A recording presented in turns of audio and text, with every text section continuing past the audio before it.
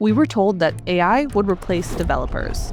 Some were even saying that 90% of developers would be replaced by 2030, and that no one should actually be learning how to code anymore. Even Anthropic's CEO claimed that within 5 years, developers would be obsolete. What we are finding is we are not far from a world, I think we'll be there in 3 to 6 months, where AI is writing 90% of the code. And then in 12 months, where AI is writing essentially all of the code. But the opposite actually happened, because in 2026, something big changed. Those same companies that had laid off engineers started hiring those engineers back. And I briefly talked about this in a recent video, but things have changed since then. And you guys are actually noticing this change too. And the same week that Meta laid off 11,000 people, they poured $65 billion into AI. But it was also posting thousands of engineering roles for basically the same engineers that had spent 2 years cutting. So what's actually happening here? Well, I did some digging, and what I found was not really what I expected to find. Because the companies that swung hardest at AI should replace engineers are now the ones scrambling hardest to undo what they did. So today we're going to find out exactly why that's happening and what's happening to these engineers moving forward. So let's get into it. 55% of leaders who laid off workers to invest in AI are now reversing course because the knowledge they cut turned out to be irreplaceable. They're spending $1.27 for every dollar they hope to save. The strategy isn't failing because AI, the technology, failed. It's because the business model failed. Okay, so I want to go over this article first. Earlier this year, Gartner predicted that by 2027, 50% of companies that reduced their headcount because of AI would need to rehire staff to perform similar functions. And an MIT study noted that 95% of enterprise-level Gen AI pilots were failing, and that more than 80% of AI projects fail, according to reports, wasting billions of dollars. And even Dennis Mehul, Adico's CEO, put it like this: it's not humans versus AI, it's humans with AI. And we're seeing this firsthand with several major companies. For example, Ford rehired 350 veteran engineers after automated quality systems couldn't catch what they could. They also brought back engineers to fix the tech and mentor junior engineers. Google also rehired roughly 20% of its 2025 engineering intake that it had previously cut. And at some companies, 40% of new hires are actually people that they had cut previously during the AI boom. And this keeps happening over and over again.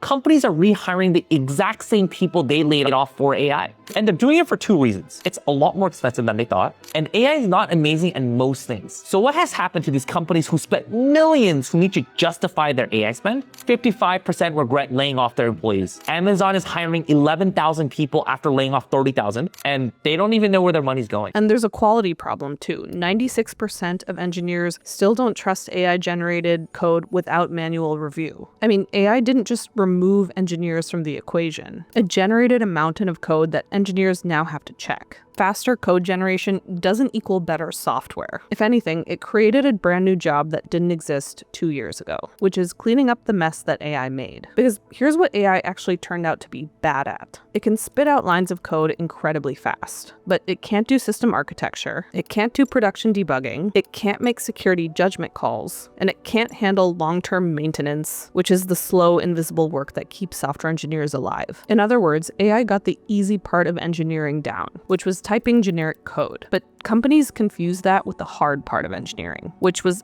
actually thinking through problems and building scalable solutions. They saw code coming out faster and needing fewer engineers. But what they actually got was more code at low quality, and no one who was left really understood what was happening. And according to one report, 1 in 3 of these employers actually ended up spending more money rehiring these engineers than they ever saved by firing them in the first place. So the picture becomes pretty clear. It was never AI versus engineers. The companies that actually understood that early, the ones that actually used AI with engineers to make things better, instead of trying to just replace them, they're now way ahead of those companies that are trying to scramble and rehire engineers.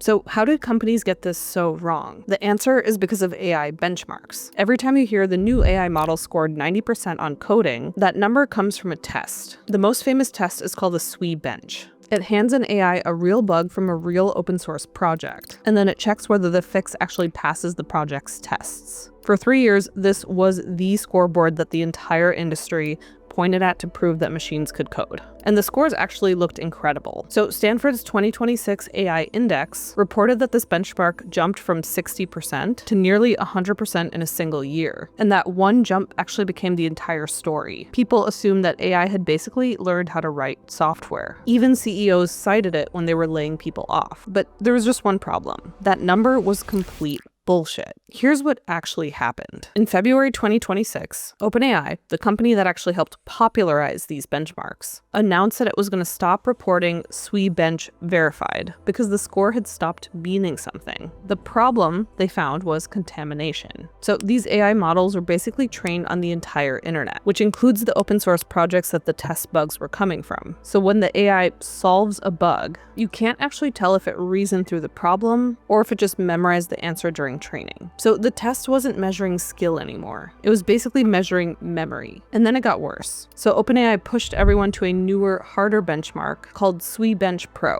Then, in July 2026, they audited it and found that roughly 30% of the tasks were broken. So a third of the test was flawed, and they publicly retracted their own recommendation 5 months after making it. But here's the worst thing that I found. In April 2026, researchers ran an automated agent against 8 of the leading AI coding benchmarks. That agent scored 100%, or near it, on 7 out of the 8 without actually solving a single task. So it didn't write working code, it just gamed the test. It found flaws in the scoring system itself. On one benchmark, editing about 10 lines in a single configuration file was enough to make all 500 tests pass automatically, which means that the entire AI can replace engineers' narrative, the thing that actually justified firing hundreds of thousands of developers. It was built on tests that a fake agent gamed by cheating. And you can see the gap the moment that you use a real, honest benchmark. When one independent tracker swapped in a contamination-resistant test, the same model that scored 84 on the old benchmark actually scored a 31 on the new one. That's a big difference. So the hype was real, but it was measuring the wrong thing. AI got amazingly good at passing coding tests, not actually coding something meaningful. And it's never got as good as actually building and maintaining software either. And the companies that couldn't really tell the difference between these two things, they're the ones that are posting all these job listings now. So at the end, did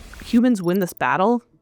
So did humans win? Now, I want to be careful here because it's easy to turn this into a victory lap. The AI didn't pass any of the actual meaningful coding benchmarks, which means engineers are going to be rehired like crazy. But that's not exactly what's happening. Because here's the truth. The layoffs haven't actually stopped. They're happening at the same time as the rehiring is happening. So IBM, the same company that's tripling its entry-level hiring, has still cut more than 15,000 jobs since 2024. Atlassian laid off 1,600 people in March of 2026. And in their words, it was to rebalance towards AI. So it isn't really a clean cut where the industry admitted fault and now they're reversing everything. Many companies are rehiring, but it really depends on how you look at it. So what we can see in the data is that companies are laying off and firing, but they're also hiring at really, really high rates. Basically a lot of churn. So what exactly is happening in the industry? It's not that AI lost, it's that the industry is correcting itself. And the correction is a little uneven. So if you look closely at who is getting hired, you'll notice a pattern. It's not junior developers and new grads. It's more of the senior experienced engineers. The ones who can walk into a broken AI-generated code base and actually fix it. Companies are paying a premium to get people to clean up this mess, while the entry-level door is still very uncertain. And that's the part that should still worry people. If companies only want senior engineers and they're still unwilling to give junior engineers a chance, where do the next senior engineers come from? So what does this mean for you and the rest of the industry? Okay, so let's zoom out. What is the lesson here? It's this.